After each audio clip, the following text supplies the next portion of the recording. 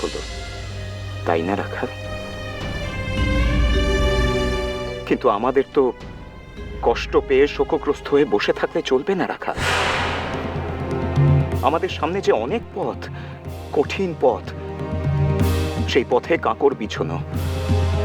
হয় আমাদের দুটো পা দিয়ে সেই কাঁকরকে দোলে দিতে হবে, আর তা না হলে সেই কাঁকরকে কুড়োতে কুড়োতে এগিয়ে চলতে হবে। কিন্তু থেমে গেলে আমাদের চলবে না। নিজেকে প্রস্তুত কর রাখাল। ঠাকুর বলেছিলেন তোর রাজবুদ্ধি, তুই আমার এই ডান হাত রাখাল। এই ডান হাত যদি শক্তপোক্ত হয়, তাহলে আমি গোটা পৃথিবীটাকে উল্টে পাল্টে ফেলতে পারি রাখাল, উল্টে পাল্টে ফেলতে পারি।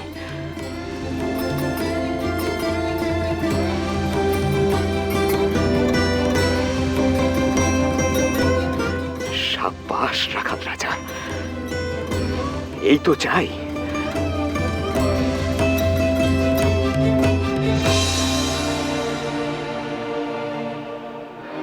এখন চল, বড় রাস্তার মোড় থেকে মায়ের দক্ষিণেশ্বরে যাওয়ার জন্য আমরা গাড়ি ধরে আনি।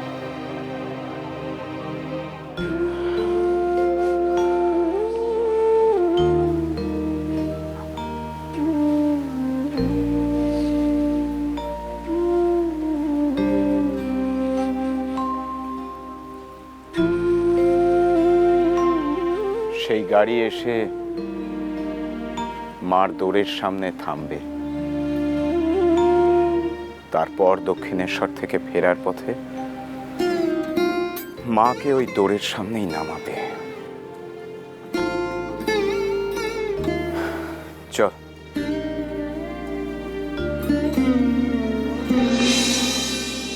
হ্যাঁ লক্ষ্মী, গোলাপ কোথা?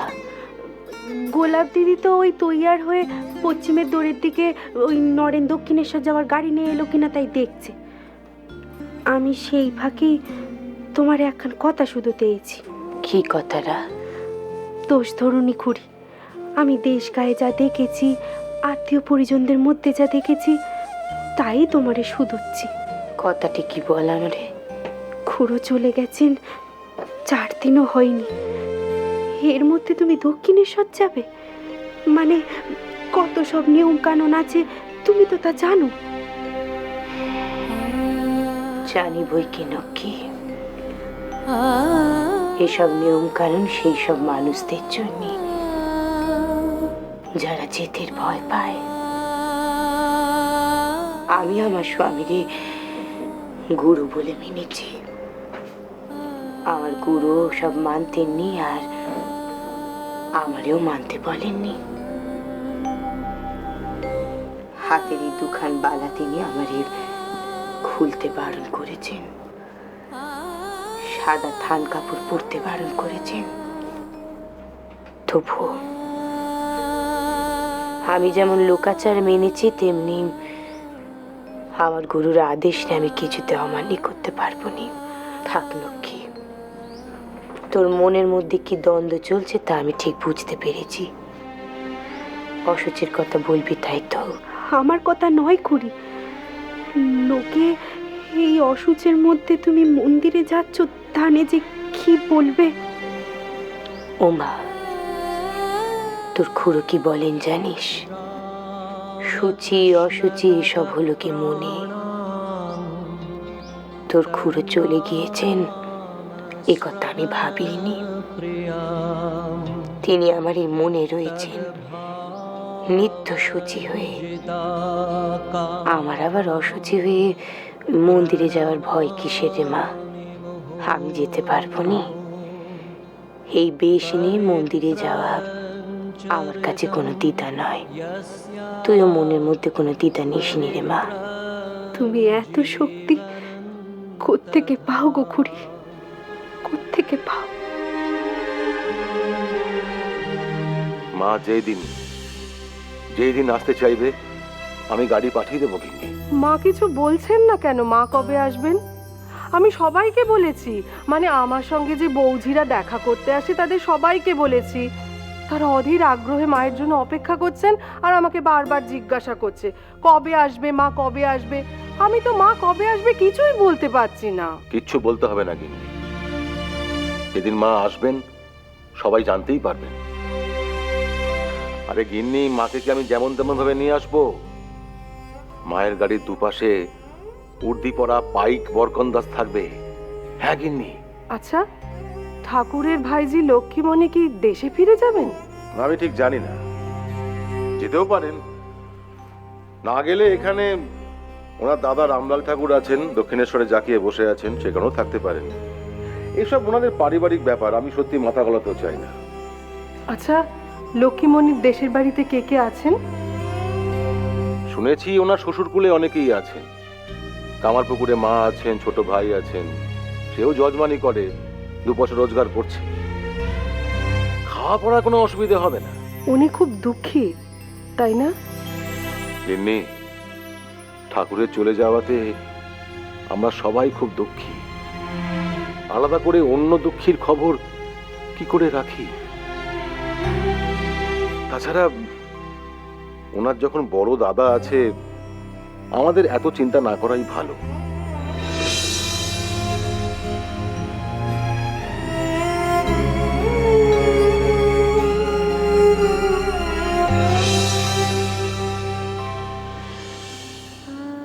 মায়ের ঘরের দিকে চেয়ে মনে বড় দুঃখ হচ্ছে না লক্ষ্মীমণি? আমার মতন জনম দুঃখী নতুন করে আর কি দুঃখ পাবে বলো তো গোলাপ দিদি? সেই জন্মের পরতে গোটা জীবনটা শুধু দুঃখতে কেটেছে।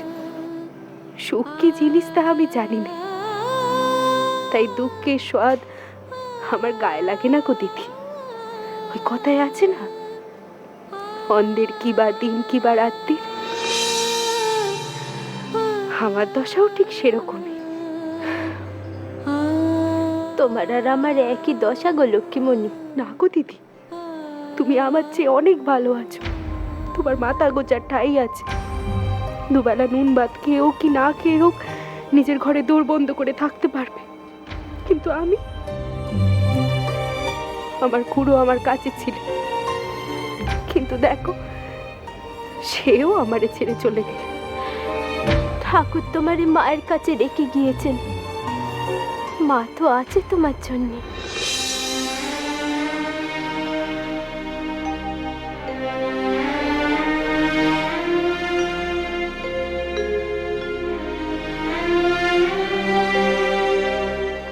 আমার মতো নিধনের ওই একটাই সান্ত্বনা গো গোলাপ দিদি, যে আমার খুড়ি আমার সঙ্গে আছে। আমার খুড়ো আমার খুড়িরে বলে গেছে, লক্ষ্মীরে দেখো, কিন্তু এই কথা তো বলে যাননি যে আমার খুড়িরে কে দেখবে। তাও যদি মানুষটা একলা থাকতেন, নিজের মতন কিছু একটা করে নিতেন। কিন্তু এই যে আমি, গোদের উপর বিষ পড়া তো আমি। আচ্ছা দিদি, তুমি বলো তো, আমার খুড়োর ভক্তদের কি সেই সাধ্য আছে যে তারা তাদের গুরু মায়ের মাথায় করে নিয়ে যাবে? তবে আমি একটা জিনিস খুব ভালো করে বুঝতে পারছি, আমার খুড়ি আমারে বিনে কোথাও যাবেননি, কিন্তু তিনি যে আমার এনে কোথায় যাবেন আমি সেইটাই বুঝতে পারছি না। কোথায় যাবেন সেটি জানাতেই তো মা ভবতারিণীর কাছে তিনি গিয়েছেন। সব ভাবনা মার পায়ে দিয়ে আসবেন লক্ষ্মীমণি। মা, মা গো,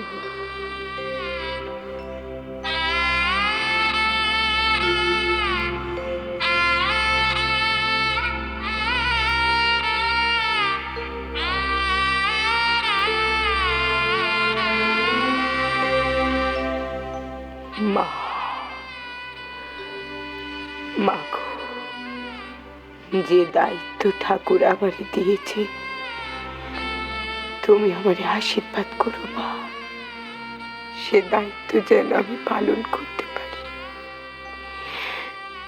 আমি তোমার কাছে নিজের জন্য কিচ্ছুটি চাইতে আসিনি মা।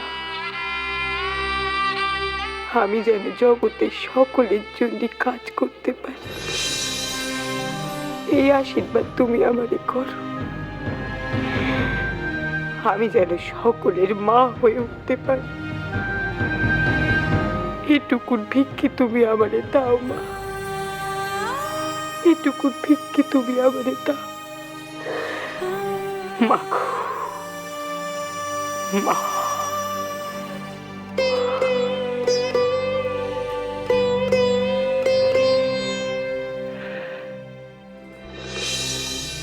তো দেখে ফেললে আমি আবার মুশকিলে পড়বো। এই অবস্থায় আমাকে আবার মন্দির চত্বরে আসতে হলো, কিন্তু না এসেই বা কি করব? ওদিকে শুনলাম আমার খুড়ির সঙ্গে নাকি লক্ষ্মী হয়েছে, কিন্তু ওরে তো মন্দিরে কোথাও দেখছি না। তাহলে কি খুড়ি লক্ষ্মীরে আমার ঘরে রেখে দিয়ে এলো? আর রামলাল, আমি আসি রে বাপ। খুড়ি, খুড়ি, আমি শুনলাম তোমার সঙ্গে লক্ষ্মী নাকি এসেছে। ওরে কি তুমি আমার ঘরে রেখে দিয়েছো? মানে আজ থেকে কি ও এখানেই থাকবে? মানে আজ থেকেই? না মানে আমি বলতে চাইছিলাম যে ও আমার নিজের রক্তের বোন, আমারও তো একটা দায় থাকে যে নিজের রক্তের বোন রে, বিধবা বোন রে নিজের কাছে রাখার। ওরও তো হক আছে যে নিজের দাদার কাছে থাকার। কিন্তু না মানে খুড়ি, আমি বলতে চাইছিলাম যে এখন লক্ষ্মী তোমার কাছে থাকাটা খুব জরুরি, মানে খুবই জরুরি আর কি। ও যদি এখন তোমার কাছে 2-4 মাস থাকে, তারপর তুমি আমারে যখন বলবে ওরে নিয়ে আসার কথা, যেখান থেকে আমি হোক আমি তোমার কাছ থেকে ওরে নিয়ে আসবো, ঠিক নিয়ে আসবো। তারপর ও যদি আমার কাছে থাকতে চায় তো থাকবে, আর যদি দেশের বাড়ি চলে যেতে চায় তাহলে আমি ওকে পাঠিয়ে দেবো। লক্ষ্মী এখন দেশে যেতে চাইছে নি রে বাপ।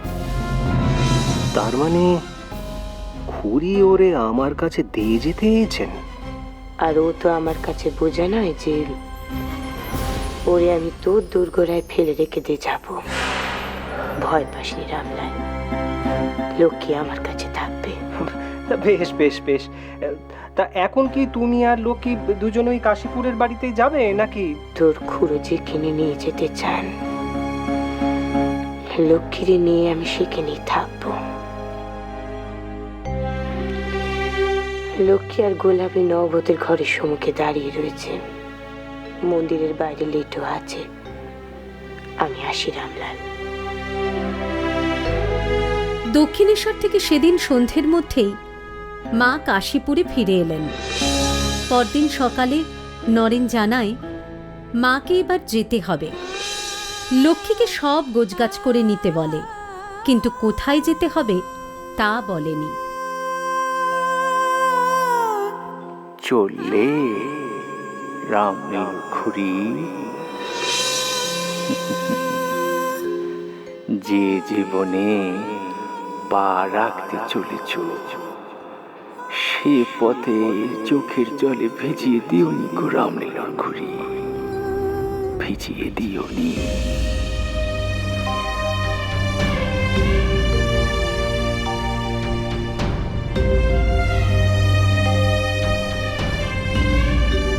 কথা মনে রেখো, এও তোমার এক ঘর দিয়ে আর এক ঘরে যাওয়া, ওখানেও তুমি বরাবরের জন্য থিত হবে গো। ঘর বদল করে করে যেতে হবে তোমায়। তোমার কাজের জন্য যে দায়িত্ব তোমারে আমি দিয়েছি, অক্ষরে অক্ষরে পালন করবার জন্য থিতু হতে তো মেলা দেরি।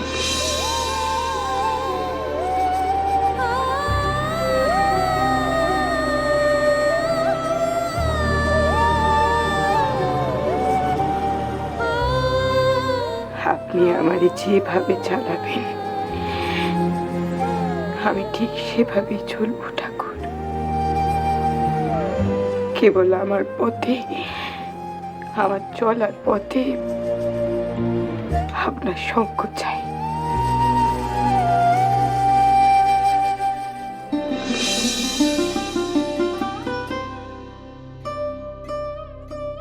খুড়ি, ও খুড়ি, খুড়ি, খুড়ি, ও খুড়ি, বলছিলাম কি ওরা তো সব পোটলা পাটলি নিয়ে চলে গেল। হ্যাঁ গো মা, ওই লেটো যোগিন মাথা করে নিয়ে গেল। কোথায় যাচ্ছি কি হচ্ছে আমি তো কিছুই বুঝতে পারছি না। নরেন আমারে বললো সবাই তৈরি থেকো। আমরা তো পোটলা পাটলি গুছিয়ে রাখলুম, ওরা নিয়ে চলে গেল। ও মা, তোমার সঙ্গে আমরা কোথায় যাচ্ছি গো? মা,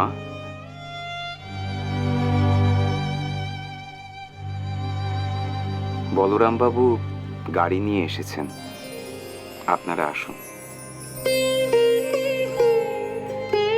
মা বলরাম বাবুর বাড়িতে যাচ্ছেন নরেন?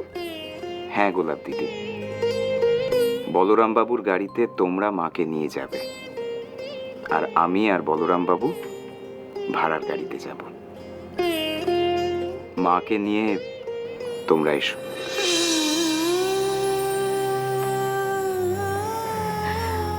আমার যে কি আনন্দ হচ্ছে লক্ষ্মীমণি, তুমি আর মা বাগবাজারে গিয়ে থাকবে, আর আমি সকাল বিকেল সন্ধে যখনই ইচ্ছে হবে ছুটে ছুটে তোমাদের কাছে চলে আসবো। আমারও বেশ লাগছে গো গোলাপ দিদি। আমি শুনেছি ওই বলরাম বাবুর বাড়িতে জগন্নাথ আছে। আমার যখন মন চাইবে আমি ওদের ঠাকুর ঘরে বসে জপ করতে পারবো। আমার আর তস হয়েছে নি। ও কুড়ি, চলো আমরা যাই, চলো। তোরা বাইরে যা, আমি একটু বাদে আসছি। আচ্ছা চলো।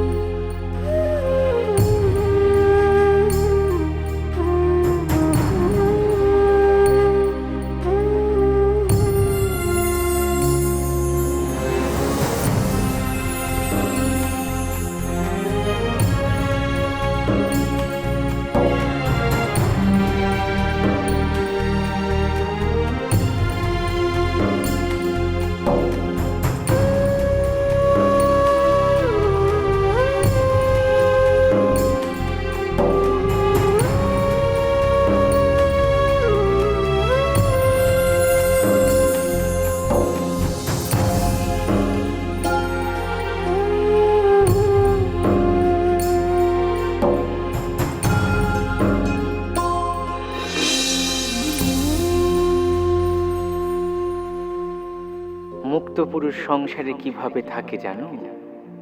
যেমন ঝড়ের এঁটো পাতা, তার কোনো ইচ্ছে বা অভিমান নাই। বাতাস তারে যেখানে নিয়ে যায় সে সেখানেই যায়, কখনো বা আস্থা করে, কখনো বা ভালো জায়গায়। জয় জয় জয়।